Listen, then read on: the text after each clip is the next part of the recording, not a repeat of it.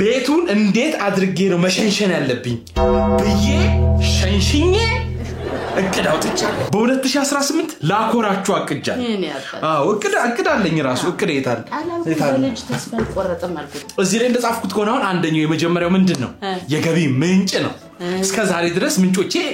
ወንዞቼ እናንተ ነበራችሁ ከዚህ በኋላ ግን ስራ ሰርቼ ገቢ ለማግኘት ወስኛለሁ እንድወልድ እንድከብድ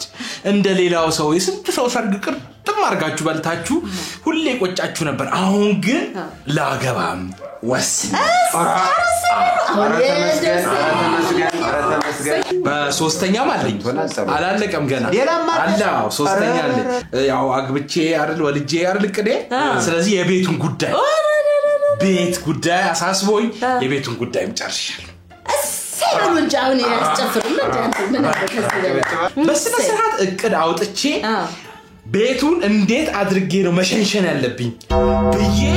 ሸንሽኜ እቅድ አውጥቻለሁ ይሄ ቤት እንዴት ነው የሚመጣው በያስቤ ማለት ነው ሸንሽኜ በቃ አስተካክዬ ጨርሻለሁ የራስን ቤት ጎበዝ አዎ ይሄን ቤት ማለት ነው ይሄ ሙሉ ቤቱ ነው